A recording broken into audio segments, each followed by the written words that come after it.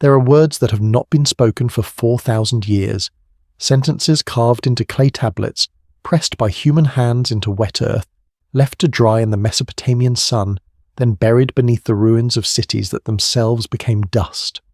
For centuries, scholars have worked to decode these ancient texts, letter by letter, sign by sign, building dictionaries from fragments and context, piecing together the voices of people who lived when the world was young.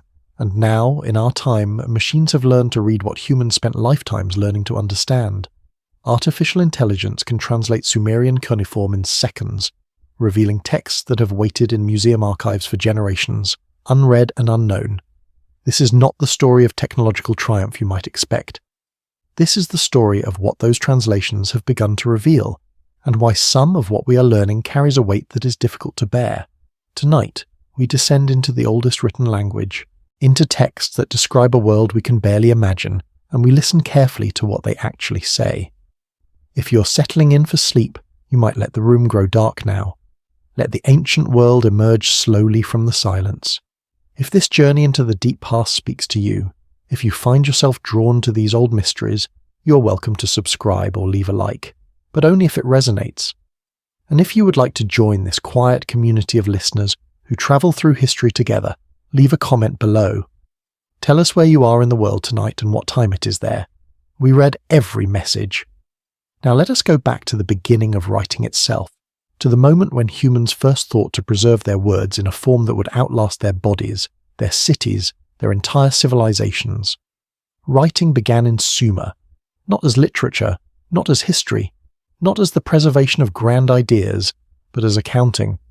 Clay tokens had been used for thousands of years to track debts and goods, simple shapes representing sheep or grain or oil. Around 3200 BCE, someone in the city of Uruk pressed these shapes into soft clay and realized that the impressions themselves could serve as records. The tokens were no longer needed. The marks on the clay were enough. This was the birth of writing, and it was born from the need to remember who owed what to whom, which temple received which offerings, how much grain was stored in which warehouse. The earliest tablets are ledgers, inventories, receipts. They record the mundane details of economic life in the first cities. They tell us that temples controlled vast amounts of wealth, that labor was organized and tracked, that society had become complex enough to require external memory, records that existed outside any individual human mind. But writing, once invented, could not remain purely functional. Within a few centuries, the simple pictographic signs had evolved into a sophisticated system capable of expressing abstract ideas, religious concepts, poetry, law, and history. The wedge-shaped marks pressed into clay, cuneiform from the Latin cuneus meaning wedge, could now capture the full range of human thought and feeling. And the Sumerians used this new power to record everything: temple hymns and king lists, legal codes and administrative documents, medical texts and mathematical calculations, agricultural manuals and astronomical observations, and myths. Stories about gods and heroes, about the creation of the world and the Great Flood, about the origins of humanity and the purpose of civilization. These myths were not fairy tales for children. They were serious attempts to understand fundamental questions. Where did we come from? Why do we suffer? What is the relationship between humans and the powers that govern the universe? What happened in the time before memory? For most of human history, these texts were unreadable. The last person who could read cuneiform probably died, sometime in the 1st century CE. The writing system was forgotten. The languages it recorded, Sumerian, Akkadian, Babylonian, Assyrian, fell silent. The clay tablets remained, buried in the ruins of ancient cities, but they were mute. When archaeologists began excavating Mesopotamian sites in the 19th century, they found thousands of tablets, but they could not read them. The breakthrough came slowly, through painstaking comparison of texts, through the discovery of bilingual inscriptions, through the dedication of scholars who spent entire careers learning to recognize individual signs and their meanings. By the early 20th century, the basic structure of cuneiform languages was understood. Dictionaries were compiled, grammar was analyzed. The ancient texts began to speak again. But reading cuneiform is not easy. There are hundreds of signs, many with multiple meanings depending on context. The same sign can represent a sound, a word, or an idea. Signs can be combined in complex ways. The clay is often damaged, signs obscured or missing. Professional cuneiformists train for years to develop the skills needed to read these texts confidently, and even then much remains uncertain. Words whose meanings are unclear, grammatical structures that are ambiguous, cultural references that are lost to us. Every translation is an interpretation, a best guess based on available evidence and scholarly consensus. This means that the bulk of cuneiform tablets that have been excavated, hundreds of thousands of them, remain untranslated. They sit in museum storage, in university archives, waiting for someone with the time and expertise to read them. The backlog is enormous. At the current rate, it would take centuries to translate everything that has already been found. This is where artificial intelligence enters the story. In recent years, researchers have begun training neural networks to read cuneiform. The AI systems are fed thousands of already translated tablets, learning to recognize patterns in the signs and their contexts. Once trained, these systems can translate new tablets with remarkable accuracy, often matching or even exceeding the performance of human experts on straightforward texts. The promise is clear. We could finally read the vast archive of untranslated tablets, uncovering lost knowledge, forgotten histories, voices that have been silent for millennia. The AI does not get tired. It does not need years of training. It can work through thousands of tablets in the time it would take a human scholar to read a handful. This is genuinely revolutionary. It represents a transformation in how we can access the ancient past.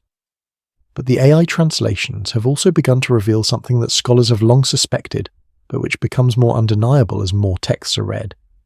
The ancient Mesopotamian worldview, as recorded in these tablets, is dark. Not dark in the sense of evil or malevolent, but dark in the sense of bleak, heavy, suffused with a kind of cosmic pessimism that is difficult for modern minds to fully grasp.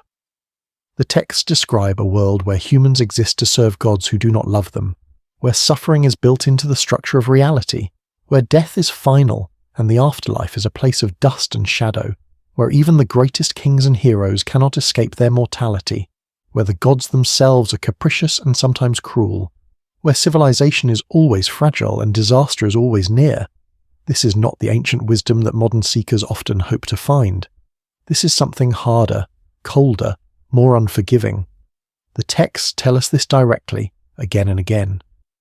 In the Atrahasis epic, humans are created specifically to perform labour that the gods find burdensome. The gods are tired of digging canals and maintaining the earth. They create humans to do this work for them. Humans are not created out of love or for fellowship. They are created as workers, as tools, as means to an end. The text is explicit about this. When humanity becomes too numerous and too noisy, disturbing the gods' rest, the gods decide to reduce the population through plague, drought, and finally a great flood. Only one man, Atrahasis, is warned by the god Enki and survives by building a boat. After the flood, the gods implement measures to control human population, infant mortality, barrenness, celibate priestesses. The message is clear. Humans exist for divine convenience.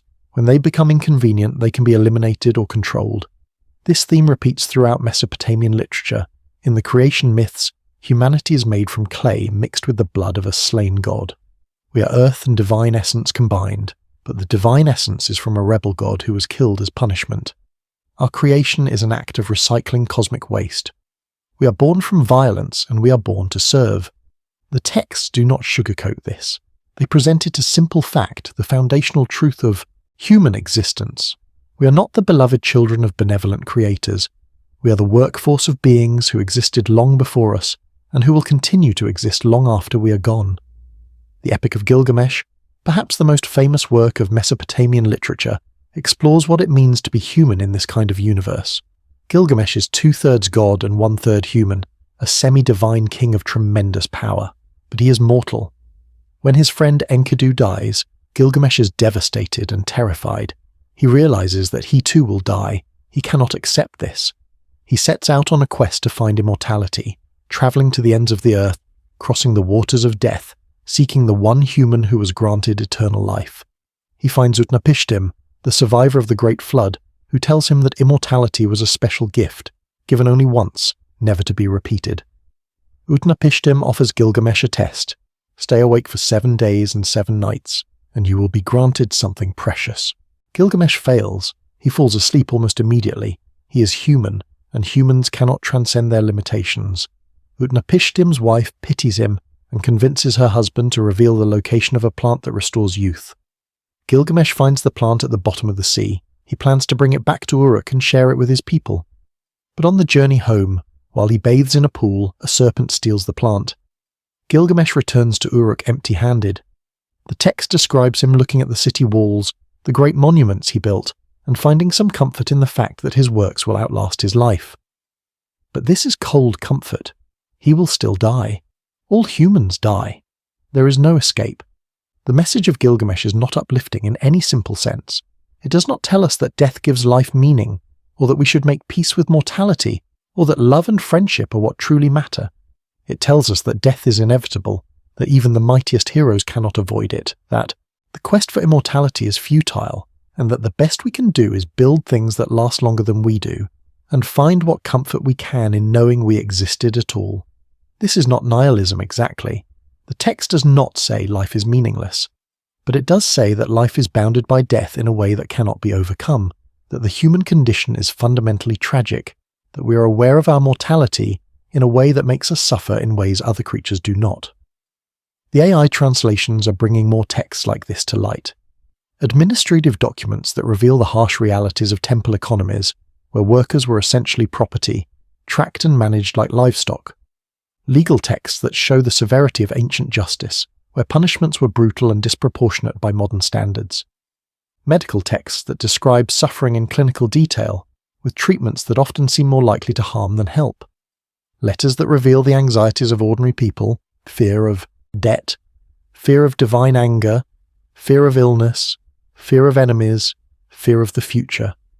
These are not the inspiring ancient wisdom texts that modern audiences often seek.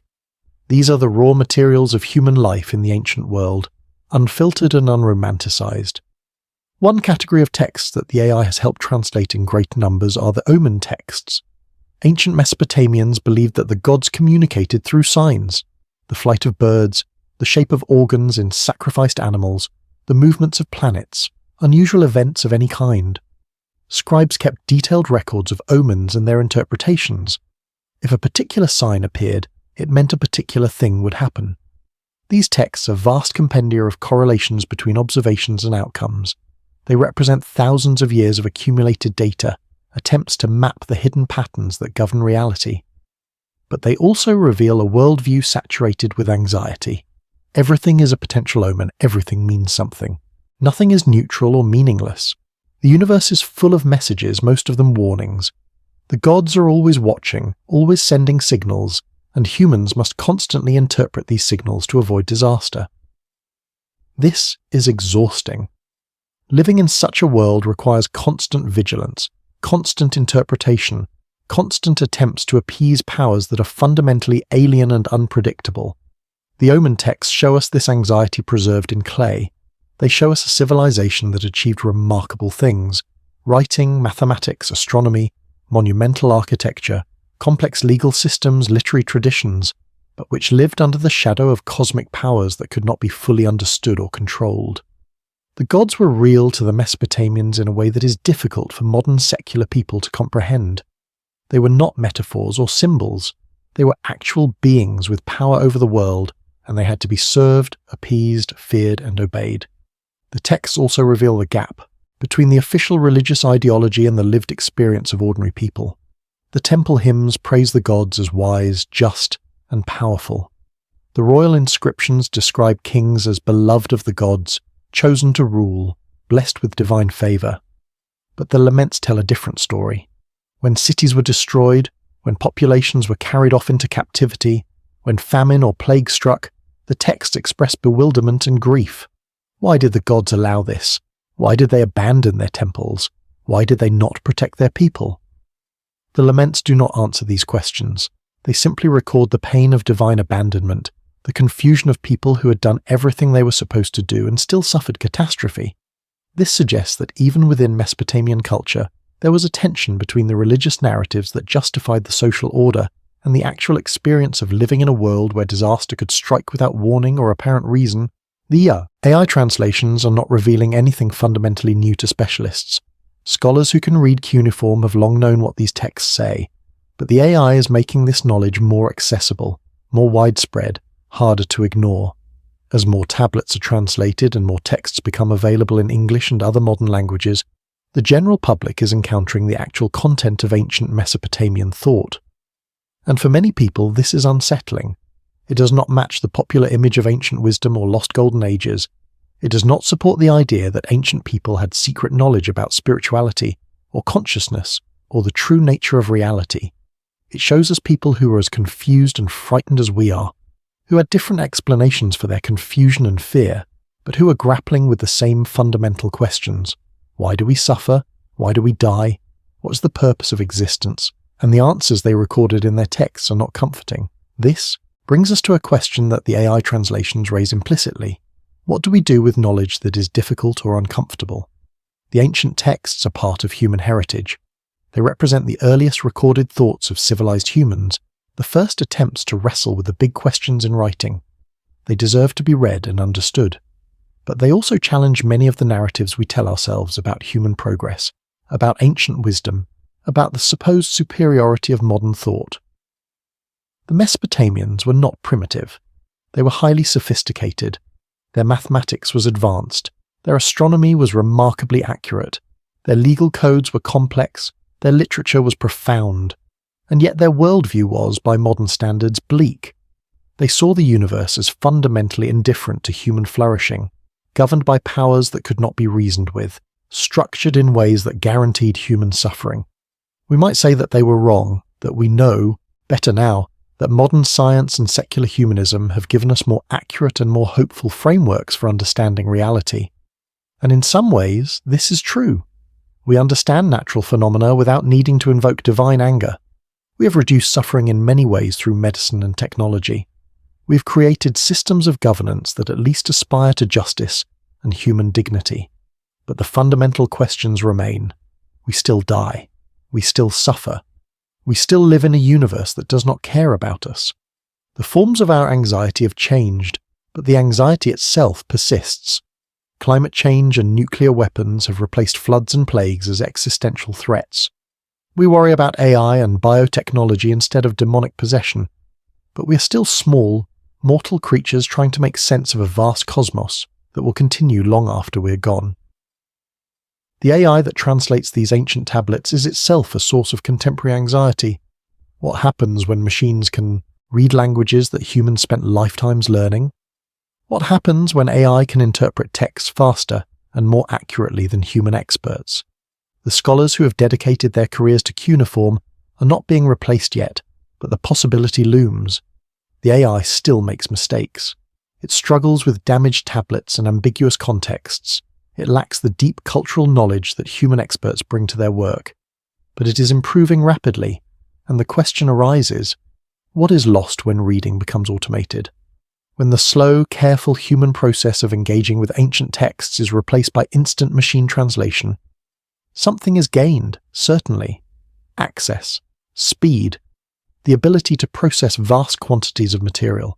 But something might also be lost, the intimacy of the encounter, the way that learning to read an ancient language changes how you think, the recognition that these texts were made by human hands and deserve to be read by human minds. There is a deeper irony here. The Mesopotamians created writing to extend human memory, to preserve knowledge beyond the lifespan of any individual. Now we have created machines that can read what they wrote, but these machines do not remember in the way humans do. They process patterns, they predict sequences. They do not experience the text as meaningful in the way a human reader does. The tablets were written by conscious beings trying to communicate with other conscious beings across time. When an AI translates them, that chain of consciousness is broken. The machine stands between the ancient writer and the modern reader, efficient but empty, translating without understanding, processing without experiencing. This is not necessarily wrong or bad. It is simply strange, and it raises questions about what we mean by reading, by understanding, by genuine encounter with the past. The texts themselves sometimes seem to anticipate this strangeness. There are passages in Mesopotamian literature that reflect on writing as a kind of immortality, a way for the dead to speak to the living. King lists that go back tens of thousands of years, compressing vast ages into neat tables of names and reign lengths. Wisdom texts that claim to preserve the knowledge of the ancients, the sages who lived before the flood. These texts are aware of themselves as bridges across time, as attempts to defeat death through the preservation of words. But they are also aware that time erodes everything, that clay crumbles, that cities fall, that even writing cannot guarantee memory. The laments for destroyed cities mourn not just the physical destruction, but the loss of songs, stories, ways of doing things that cannot be recovered once the people who knew them are gone. Writing preserves some things, but not everything. Not the voice of the singer or the gesture of the storyteller, or the shared understanding that exists between people who live in the same time and place. The AI translations are revealing texts that were never meant to be widely read. Administrative documents, personal letters, divination manuals. These were working documents, created for specific purposes within specific contexts, not preserved for posterity. They were buried in archives, in trash heaps, in the ruins of burned buildings. They survived by accident, not by design. And now they are being read by people thousands of years removed from the context that made them meaningful. We read them as windows into the ancient world, as evidence of how people lived and thought. But we are reading them in ways their creators never imagined. This is both the power and the limitation of archaeology. We can recover material culture, we can read ancient texts, but we cannot fully recover the lived experience, the taken-for-granted background knowledge, the emotional and cultural context that made these texts meaningful to their original audiences. Consider the medical texts. The AI can translate the prescriptions, combinations of plants, minerals, and incantations meant to treat various ailments. We can read the symptoms described and sometimes even diagnose the diseases in modern terms. But we cannot experience what it meant to be sick in ancient Mesopotamia, to live in a world where illness was often attributed to demonic possession or divine anger, where the healer was also a priest, where treatment combined physical remedies with ritual actions designed to appease or expel supernatural forces. The text gives us the words, but it cannot give us the experience. We read with modern minds, shaped by germ theory and antibiotics, by a secular understanding of disease as natural rather than supernatural. We can try to imagine the ancient worldview, but we cannot fully inhabit it, or consider the legal texts. The famous Code of Hammurabi, translated and studied for over a century, prescribes punishments that seem barbaric by modern standards. An eye for an eye, death for theft, mutilation for various offences. We can read these laws and understand their logic. They represent an attempt to standardize justice, to create proportional punishments, to move away from blood feuds and towards state-administered law. But we also recoil from their harshness. We judge them by modern standards of human rights and proportional justice. The AI can translate the words perfectly, but it cannot bridge the moral gap between their world and ours. It cannot make us understand why these seem like just laws to people who lived under them, or how the actual practice of law might have been different from what the codes prescribe. The text is available, but its meaning remains partly inaccessible. This is what the AI translations are revealing most profoundly, not new facts about Mesopotamian history, though there are some of those, but the vast distance between us and them. The difficulty of truly understanding people who lived in a world so different from ours that even when we can read their words, we struggle to grasp what they meant. The texts are in some sense very bad, not because they contain disturbing content, though some of them do, but because they remind us of how much we have lost, how much we cannot recover, how the past is always partly opaque to us no matter how much material evidence we accumulate. The AI can process thousands of tablets and give us grammatically correct translations, but it cannot tell us what it felt like to live in Uruk in 2000 BCE, to wake up in a mud brick house, to go to the temple to deliver your offering of barley, to worry about whether the gods were pleased or angry, to hear the news that the king had led an army to war against a neighbouring city, to watch the seasons change and know that your life depended on the floodwaters arriving at the right time, to love your children and fear for their future, to grow old and face death, knowing that the afterlife was a dark place of dust and shadows, to be a human being in a time before the categories and concepts we take for granted had been invented. The texts give us glimpses of this world, but they cannot give us the world itself. That is lost.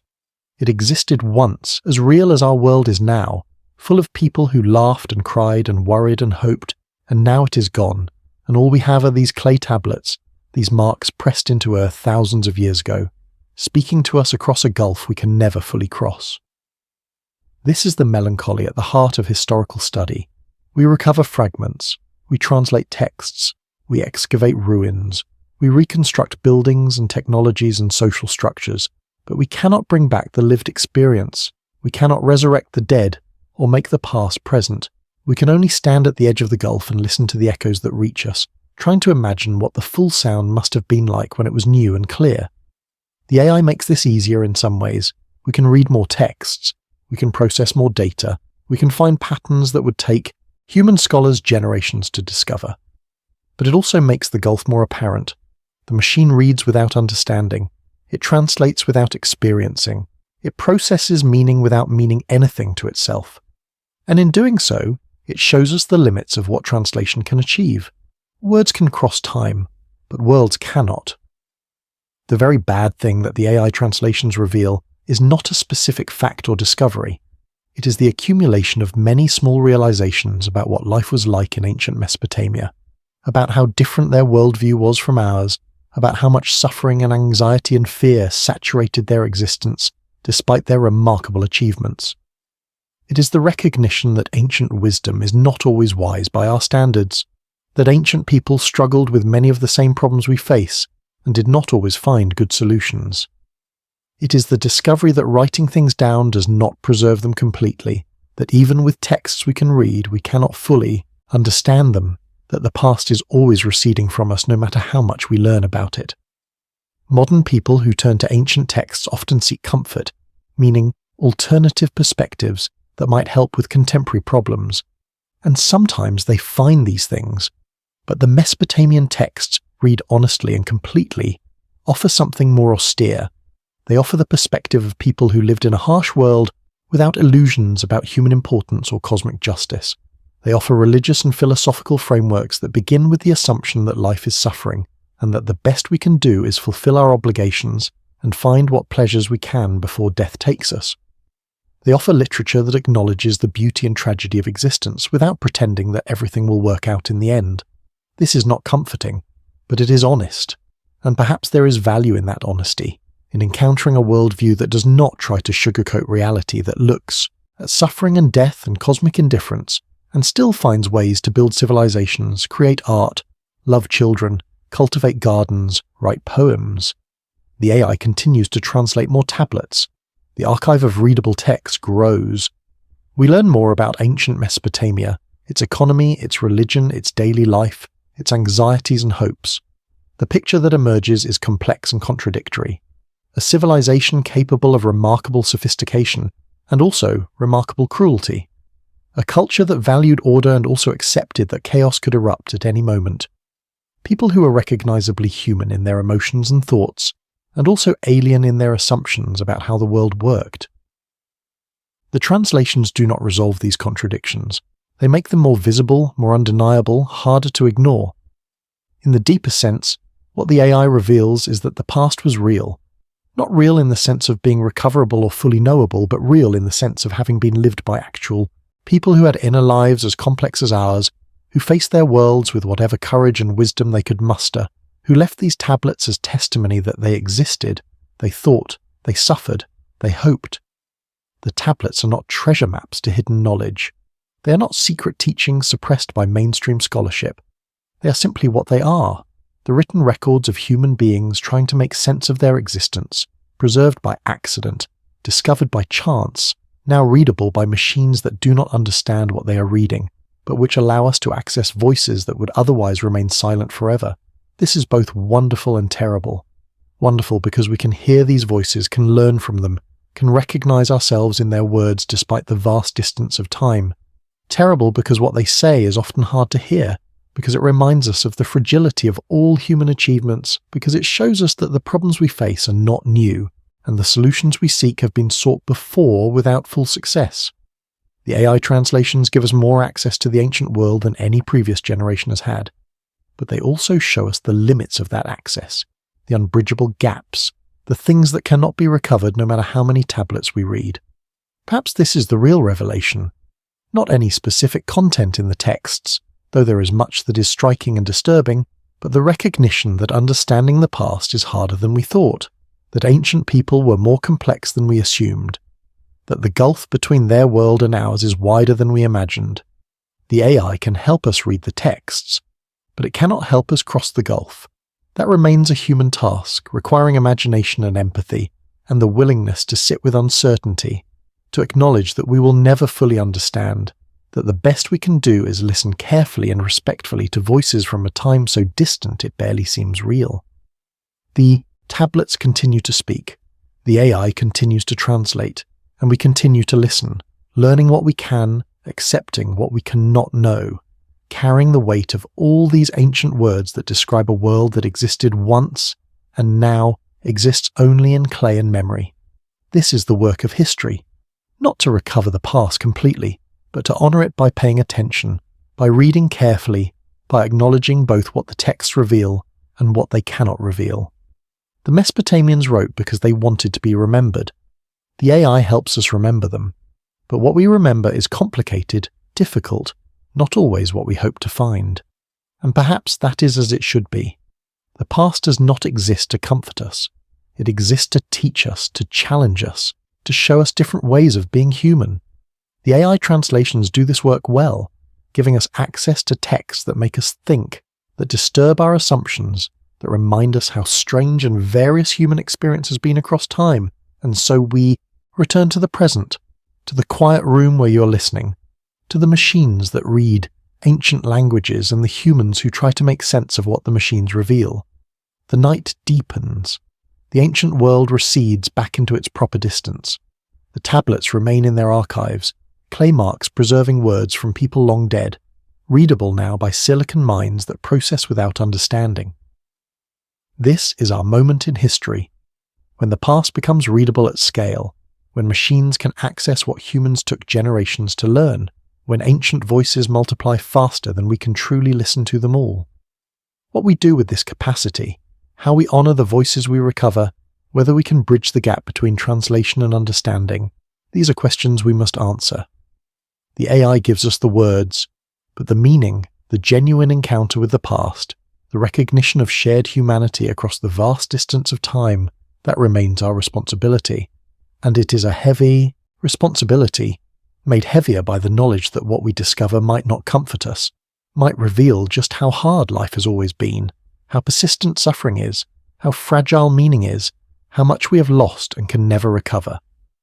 But we read anyway, we listen anyway, we translate and interpret and try to understand, because these voices from the past are all we have of worlds that existed before memory, and they deserve to be heard, even when, especially when, what they say is very bad. The machine continues its work, the tablets continue to yield their secrets, and we continue to sit with what they tell us, learning what ancient people knew, confronting what they feared, recognizing in their words echoes of our own anxieties and hopes. This is what the AI has revealed most clearly, not any single shocking fact, but the cumulative weight of hundreds of thousands of texts that show us a civilization that was sophisticated and brutal, wise and fearful, capable of great beauty and great cruelty, recognizably human and utterly alien. We are connected to them by the fact that we can read their words. We are separated from them by the fact that their world is gone, and ours would be incomprehensible to them. The gulf between us is real. The AI cannot bridge it, but it can help us see across it, help us recognize that there were people on the other side, that they mattered, that their words preserve something precious even when that something is painful or disturbing or difficult to accept. In the end, this is what history offers us.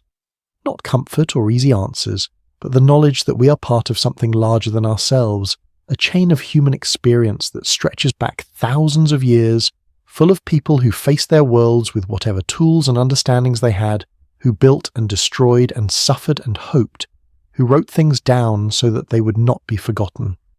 The AI translations help us remember them. What we do with that memory is up to us. Whether we honour it by engaging seriously with what they wrote, by trying to understand them on their own terms rather than ours, by acknowledging both what they achieved and what they endured. This is the choice we face each time we encounter the past.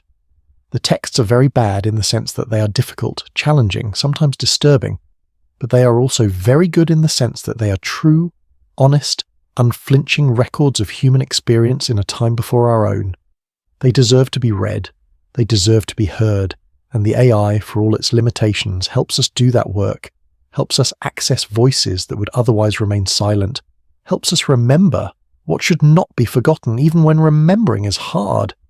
Rest now if you can. Let the ancient voices fade back into silence. Let the clay tablets rest in their archives, their words preserved for another day, another reader, another attempt to bridge the unbridgeable distance between then and now. The Sumerians wrote because they believed words could defeat death, could carry meaning across time, could preserve something essential about what it meant to be human. The AI reads those words because we have not stopped asking the questions they asked, have not stopped seeking understanding even when understanding proves elusive, have not stopped believing that the past matters, that ancient voices deserve to be heard, that we are connected to those who came before us by the simple fact of shared mortality, shared suffering, shared hope that our words might outlast our lives. This is what the translations reveal in the end. Not shocking secrets or hidden wisdom, but the plain truth that people have always been people, have always struggled with the same fundamental questions, have always sought meaning in a universe that does not readily offer it. The AI cannot answer those questions, neither could the Mesopotamians, neither can we, but we can read their attempts, we can listen to their voices. We can carry their words forward into our own time, honouring them by taking them seriously, by engaging with their difficulty, by refusing to simplify or sentimentalize or explain away what they actually said. This is the work. This is the responsibility. This is what it means to translate not just words but worlds, to read not just texts but the human experiences they preserve, to remember not just facts but the people who lived them. The AI helps with the first part. The rest is up to us. Sleep now. The ancient world will still be there tomorrow, waiting in clay, waiting to be read, waiting to reveal its difficult truths to anyone willing to listen. But there is something else the AI translations have begun to uncover, something that sits beneath the surface of even the bleakest texts, something the Mesopotamians themselves may not have fully articulated, but which emerges when we read enough of their words, when we see the patterns that repeat across thousands of tablets, across centuries of writing. It is this: despite everything, despite the cosmic pessimism and the absent gods and the inevitability of death, the Mesopotamians kept writing. They kept recording. They kept trying to preserve something. This is not a small thing. This is perhaps the most profound thing about them. They believed the universe was indifferent. They believed the gods were capricious. They believed death was final and the afterlife was misery. And yet they wrote. They carved their words into clay with the conviction that those words mattered, that preserving them mattered, that someone in the future might read them and find something valuable in them.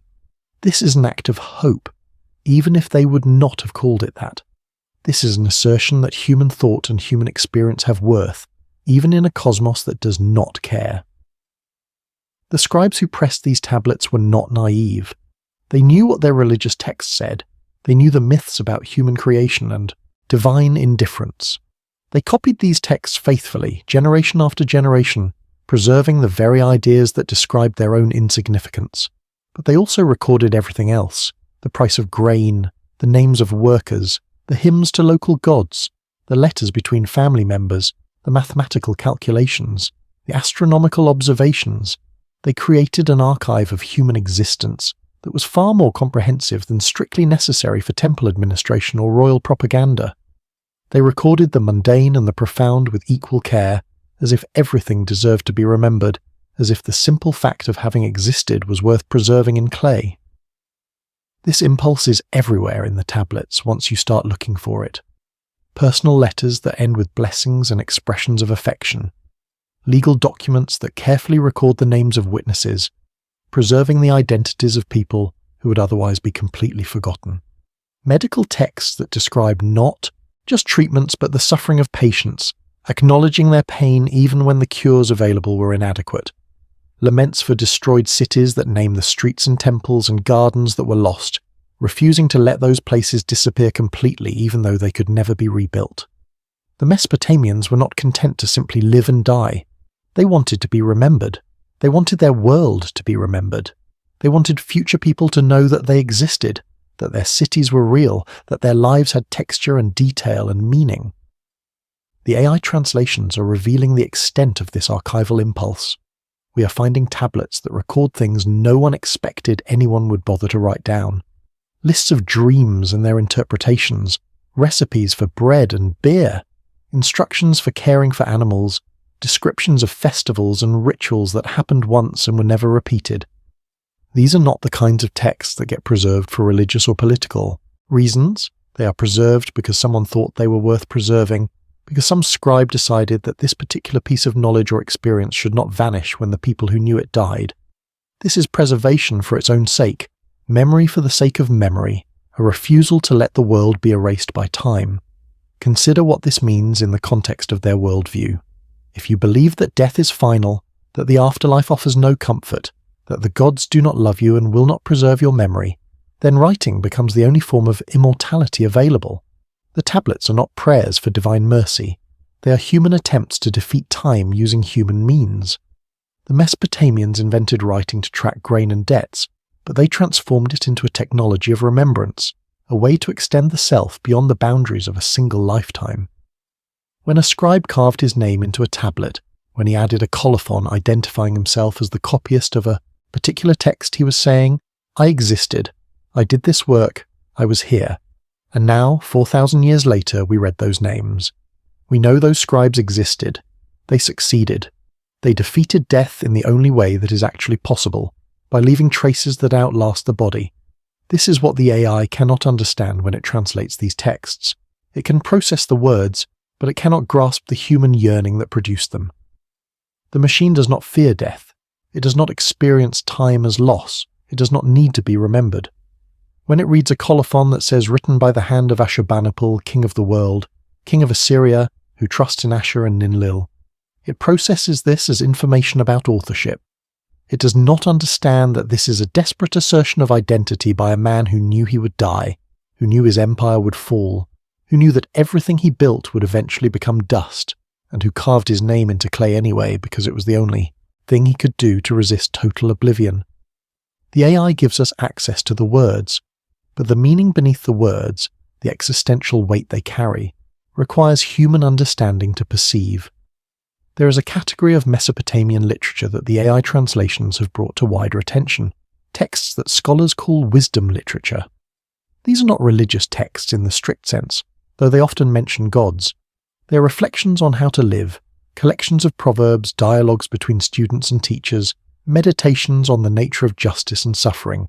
They are, in their own way, philosophical texts, attempts to think through ethical and existential questions without the comfort of divine revelation or certain knowledge. The tone of these texts is pragmatic, sometimes cynical, often melancholic. They do not promise that virtue will be rewarded or that justice will prevail.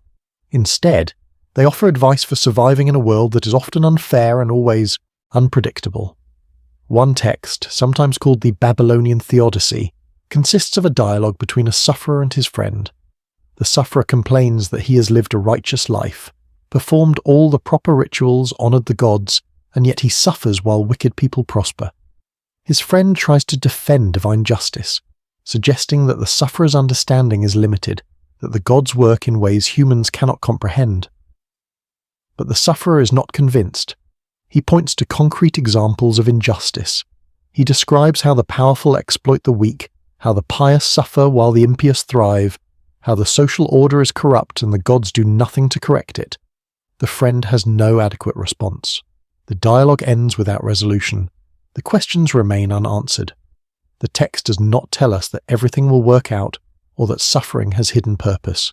It simply records the fact that these questions were asked, that people in ancient Mesopotamia struggled with theodicy just as people do now, that the problem of evil and divine justice is not a modern invention but an ancient human concern. Another text, called Ludlul Bel Nemeki, or I Will Praise the Lord of Wisdom, describes a man who falls from prosperity into terrible suffering. He is afflicted with disease, abandoned by friends, ostracized by society. He does not know what he has done to deserve this. He has performed all the proper rituals. He has been faithful to the gods. Yet the gods are silent. He is brought to the brink of death. And then, suddenly, without explanation, the god Marduk intervenes and restores him. He is healed. His fortune is reversed. He praises Marduk for his mercy. But the text acknowledges that this resolution is arbitrary.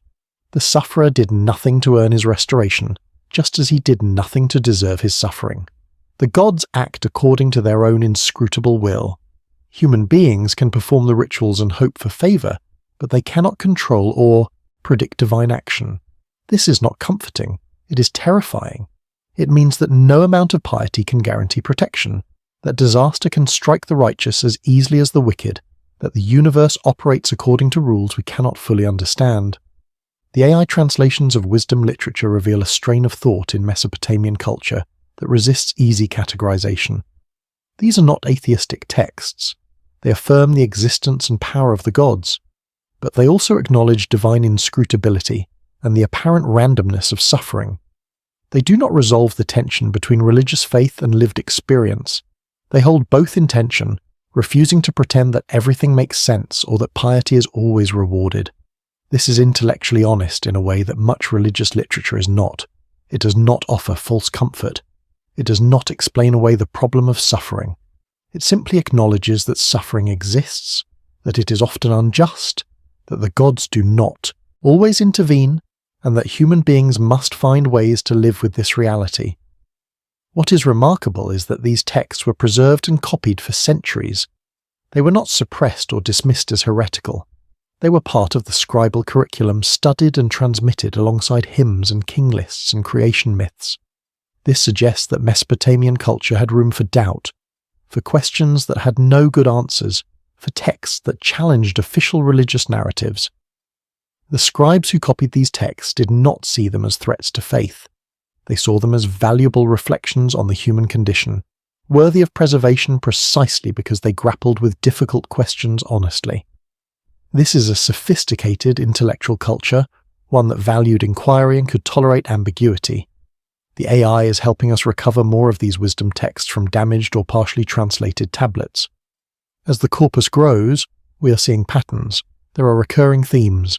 The difficulty of understanding divine will, the prevalence of injustice, the value of friendship and loyalty, the importance of maintaining dignity in the face of suffering, the recognition that life is short and should be lived fully despite its difficulties. There is a kind of stoicism in these texts, not in the formal philosophical sense, but in the practical sense of accepting what cannot be changed and focusing on what is within human control. You cannot control the gods. You cannot control fate. You cannot prevent death. But you can control how you conduct yourself. You can maintain your integrity. You can be faithful to your friends. You can perform your duties. You can find pleasure in simple things. This is not a grand vision of human potential, but it is a workable philosophy for living in a harsh world. The proverbs that appear throughout Mesopotamian literature express this practical wisdom concisely. The life of day before yesterday is that of any day. This acknowledges that suffering and difficulty are constant, that every generation faces similar struggles. Where servants are, there is quarrelling. This is a dry observation about human nature, the recognition that conflict is inevitable wherever people live together. A scribe who does not know Sumerian, what kind of scribe is he? This insists on professional standards, on the importance of mastering one's craft. These proverbs do not soar. They are grounded, pragmatic, sometimes humorous. They reflect the accumulated experience of people who had learned what worked and what did not, who had observed patterns in human behavior and distilled them into memorable phrases. The AI can translate these proverbs easily. They're short and relatively straightforward, but understanding them requires context. Why was knowing Sumerian important for scribes in the 2nd millennium BCE, long after Sumerian had ceased to be a spoken language? Because Sumerian was the language of learning, of tradition, of the oldest texts. A scribe who could not read Sumerian was cut off from the intellectual heritage of his profession. He was, in some sense, not fully a scribe. This tells us that Mesopotamian scribal culture was deeply conservative, valuing continuity with the past, seeing themselves as links in a chain that stretched back to the invention of writing itself. The AI gives us the words of the proverb, but we have to reconstruct this cultural context to understand why those words mattered. There is another dimension to the AI translations that has become apparent as more texts become available. We are discovering how much Mesopotamian thought influenced later cultures. The parallels between Mesopotamian myths and biblical narratives have been known for over a century. The flood story in Genesis closely resembles the flood story in Gilgamesh and Atrahasis. The creation account in Genesis shares elements with Mesopotamian creation myths. The legal codes in the Torah have similarities to Hammurabi's laws, but the AI translations are revealing more subtle connections, ways that Mesopotamian ideas about kingship, temple organization, cosmology, and wisdom literature shaped the cultures that came after them. The concept of the king as shepherd of his people, responsible for their welfare and answerable to the gods for how he governs, appears first in Mesopotamian royal inscriptions. The idea that laws should be written down and displayed publicly, that justice should be standardized and predictable, comes from Mesopotamian legal tradition. The practice of maintaining temple archives, of recording donations and dedications, of creating institutional memory through writing, was developed in Mesopotamia and adopted by later civilizations. Even the physical form of the book, separate pages bound together, evolved from the Mesopotamian practice of creating multi-tablet works, series of clay tablets that formed continuous narratives or comprehensive treatises on particular subjects. The Mesopotamians invented not just writing, but many of the ways we use writing to organize knowledge and govern society. The AI translations are making these connections more visible by allowing scholars to compare texts across languages and time periods more easily. We can now see how a particular phrase or idea appears in Sumerian texts from the 3rd millennium, evolves in Akkadian texts from the 2nd millennium, and then shows up in Hebrew or Aramaic texts from the 1st millennium. We can trace the transmission of knowledge across cultures and languages, watching as ideas transform but retain recognizable elements. This is not a story of direct copying or simple influence. It is a story of cultural exchange, of ideas being adopted and adapted, translated and reinterpreted, combined with local traditions and given new meanings in new contexts. But the AI translations also reveal discontinuities, places where the chain of transmission breaks, where knowledge was lost and had to be rediscovered. The sophisticated astronomy of the late Babylonian period, which could predict lunar eclipses with remarkable accuracy, was not fully transmitted to later cultures. Some of it was preserved in Greek astronomical texts, but much was lost. It had to be independently rediscovered by Islamic astronomers and then by European astronomers centuries later. The mathematical techniques recorded in old Babylonian tablets, methods for solving quadratic equations, calculating compound interest, understanding geometric progressions, were known to Mesopotamian scribes but were not widely transmitted. Some made their way into Greek mathematics, but many had to be reinvented. The historical record is not a smooth progression of accumulating knowledge. It is full of losses, gaps, rediscoveries, and transformations. This is sobering. The Mesopotamians preserved their knowledge carefully, training scribes, maintaining libraries, copying texts across generations, and still, much was lost.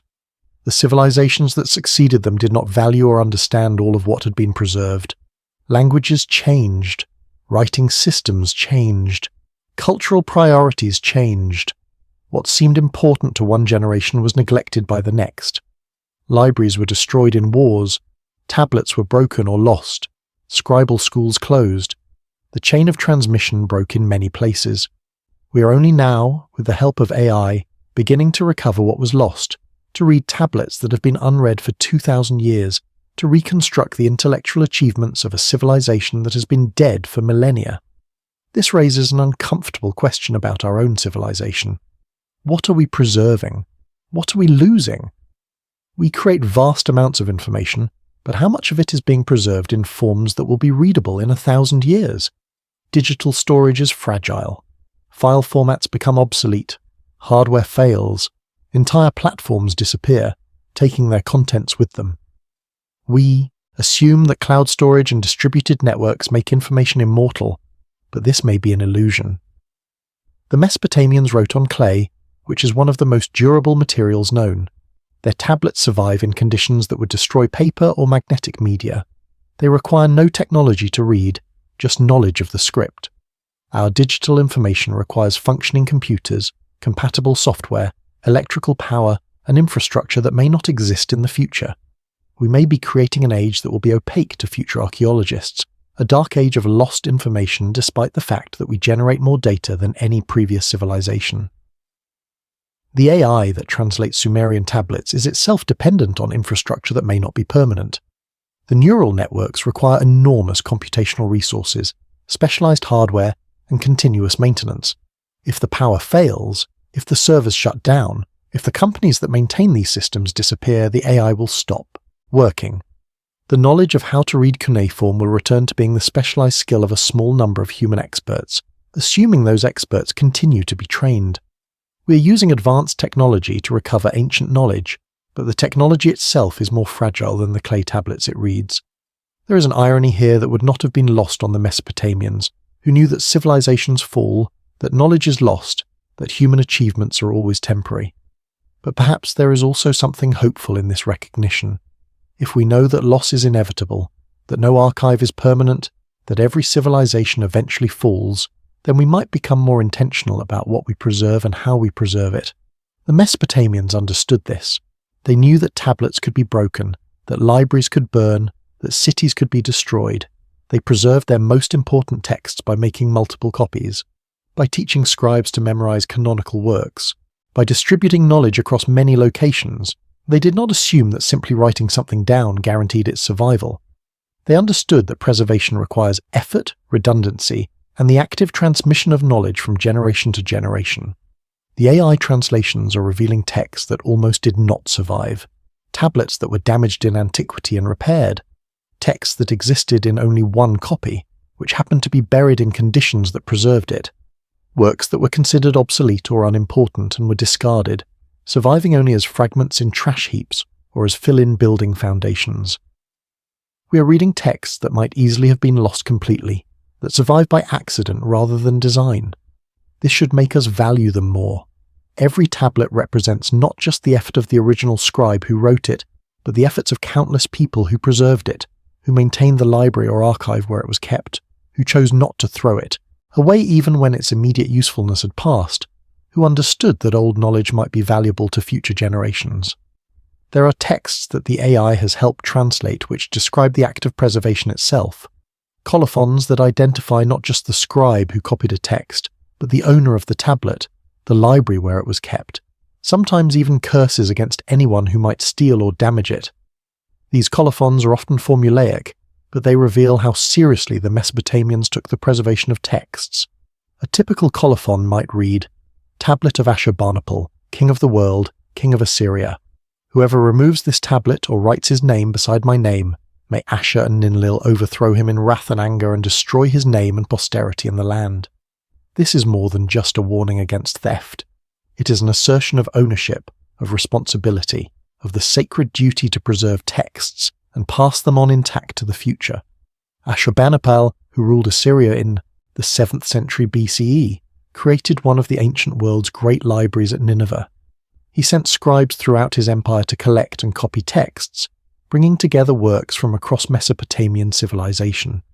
His library contained thousands of tablets, literary texts, religious texts, scientific texts, historical texts, administrative documents.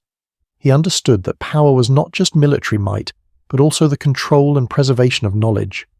When Nineveh fell in 612 BCE and the Assyrian Empire collapsed, the library was buried in the ruins of the palace. The fire that destroyed the building baked the clay tablets, making them even more durable. They lay underground for over 2,000 years. When archaeologists excavated the site in the 19th century, they found the library largely intact. We can read Gilgamesh today primarily because Ashurbanipal's scribes copied it, and his library preserved it. One man's obsession with collecting texts made it possible for a story written in the 3rd millennium BCE to reach us in the 3rd millennium CE. This is not a small thing. The AI translations are recovering texts from Ashurbanipal's library that have been in museum storage for over a century, catalogued but not read, waiting for someone with the time and expertise to translate them. we're finding out that the library contained even more than we thought, that Ashurbanipal's collection was more comprehensive than we realized. We're discovering texts that mention other texts we have not yet found, references to works that may still be buried or may be lost forever. The library is revealing itself to be not just a collection of texts, but a map of Mesopotamian intellectual life, a guide to what was considered important, what was worth preserving, what scribes thought future generations should know. But we're also learning about what was not preserved, what the library did not contain. There are genres of text that we know existed but which have almost completely disappeared. Popular songs and street poetry, the kind of informal oral literature that would not have been considered worthy of preservation in a royal library. Personal letters from ordinary people, which were not kept because they had no archival value. Texts written on perishable materials, leather, papyrus, wood, which have decomposed completely. We have to remember that what survives is not a representative sample of Mesopotamian culture. It is the portion that was considered important enough to write on clay, that happened to be buried in conditions that preserved it, that was located in places archaeologists have excavated. There is much that we will never recover, voices that are lost because they were never recorded or because the records did not survive. This is the paradox at the heart of the AI translation project. The more we read, the more we become aware of what we cannot read, what we have lost, what gaps remain in our knowledge. Every text that is translated raises new questions, refers to other texts we do not have, mentions people and events we know nothing about. The archive of readable tablets grows, but so does our awareness of the missing archive, all the texts that once existed but are gone now. We are simultaneously gaining knowledge and becoming more aware of our ignorance. This is how learning works. The more you know, the more you realize how much you do not know. The Mesopotamians themselves seem to have understood this. There are texts that refer to ancient wisdom that was already lost by the time the text was written, knowledge that existed before the flood but which could not be recovered. This is partly mythological, the idea that the antediluvian sages possessed complete knowledge which was lost when the flood destroyed the world, but it also reflects a historical reality. Even in antiquity, people knew that knowledge could be lost, that earlier generations had known things that later generations did not. Scribes sometimes copied texts they did not fully understand, preserving them because they were old and therefore presumably valuable, even though the context that made them meaningful was gone. We are not the first people to struggle with fragmentary knowledge of the past. The Mesopotamians struggled with this too. There is a particular poignancy in reading texts where the ancient scribe admits uncertainty. Occasionally in scholarly texts, a scribe will write a note saying that a particular sign or word is unclear, that the tablet he is copying from is damaged, that he does not understand a certain passage, but is copying it faithfully anyway. These moments of scribal humility remind us that translation and transmission have always been difficult, that even people who spoke these languages natively struggled to understand archaic texts or damaged sources. The AI does not express this kind of uncertainty in the same way. It produces translations with confidence scores, but it does not say, "I do not understand this." It gives its best guess based on statistical patterns, which is often correct but sometimes misleading. The human scribe's admission of ignorance is more intellectually honest than the AI's confident output, even when that output is accurate. This is part of what we lose when we rely on machine translation. The human translators struggle with the text. The process of working through difficulties and uncertainties becomes invisible. The AI presents a finished translation, smooth and readable, without showing us where the evidence was ambiguous or the interpretation uncertain. Human translations typically include notes explaining difficult passages, alternative readings, places where the text is damaged or the meaning disputed.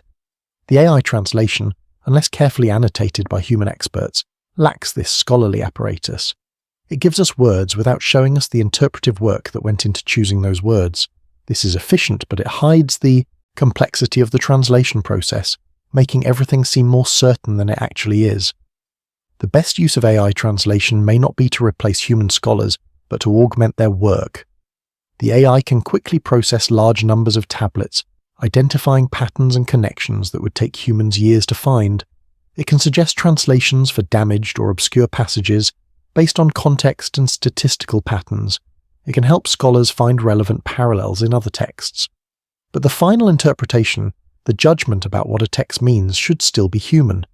We need the AI's speed and pattern recognition, but we also need human expertise, cultural knowledge, and the willingness to say, "I do not know," when the evidence is insufficient. The AI translations are most valuable when they are treated as drafts, as starting points for human scholars to refine and verify, not as final authoritative versions.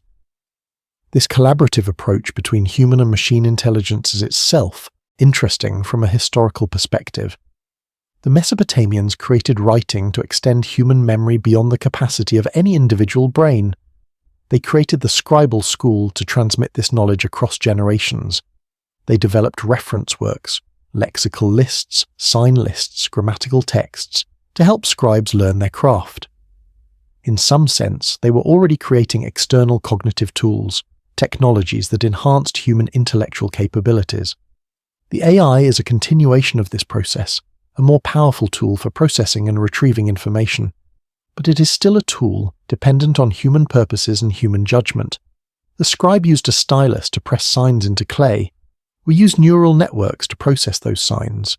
The technology changes, but the fundamental activity, human beings trying to understand and preserve knowledge, remains the same. As the AI continues to translate more tablets, we are reaching a point where the volume of available text exceeds what any human being could read in a lifetime. There are scholars who have spent their entire careers studying Mesopotamian literature who have not read all the texts that are now accessible. The AI is creating an abundance of information, which is both wonderful and overwhelming. How do we navigate this abundance? How do we decide what to read, what to study, what to pay attention to? The Mesopotamians faced a similar problem, though on a much smaller scale. The amount of text produced by their civilization eventually exceeded what any individual could master. They responded by creating anthologies, by identifying canonical texts that every educated person should know, by developing hierarchies of importance and value. We may need to do something similar, to curate the translated texts, to identify what is most significant or representative, to create pathways through the material for people who want to understand Mesopotamian culture but cannot read everything. But there is also value in the obscure, the marginal, the texts that would never make it into a canon. One of the most interesting things the AI translations are revealing is the diversity of voices in Mesopotamian texts. Not just kings and priests, though there are many texts by and about them, but also lower-level functionaries, merchants, craftsmen, even occasionally women and slaves whose voices are rare but present in the archive. A letter from a woman to her husband complaining about his business dealings, a legal document in which a slave testifies in court, an administrative text that lists female workers and their wages. These glimpses of ordinary life, of perspectives outside the elite, are precious precisely because they are rare. They remind us that the grand temples and royal palaces were built and maintained by countless anonymous people, that behind every king list and hymn to the gods were thousands of individuals living their lives, dealing with their problems, experiencing their own joys and sorrows. The AI can help us find these voices by processing large numbers of administrative and legal texts that human scholars might skip over in favour of more obviously literary or historical works. A single administrative tablet recording the names and rations of workers in a textile workshop might seem boring and unimportant. But 50 such tablets from the same workshop over several years can tell us about working conditions, about how people were organised and managed, about economic relationships and social hierarchies. The AI can identify patterns across these seemingly mundane documents, revealing structures and practices that would be invisible if we only read royal inscriptions and myths. This is social history recovered from below, from the mass of everyday documentation that civilizations produce, but which usually receives little attention. There is something democratic about this. The AI does not care whether a tablet contains a royal inscription or a receipt for grain, delivery. It translates both with equal facility. This means that the archive of accessible texts is becoming more representative of actual Mesopotamian society, not just the elite portions of it that produced and preserved the most prestigious texts. We're getting a fuller picture of how the civilization actually functioned, how ordinary people lived within the larger structures of temple and palace, how the grand religious and political narratives played out in daily life. This is valuable. It complicates our understanding, makes it harder to generalize about the Mesopotamians as if they were a unified group with a single perspective. It shows us diversity, disagreement, different experiences and viewpoints existing within the same cultural framework.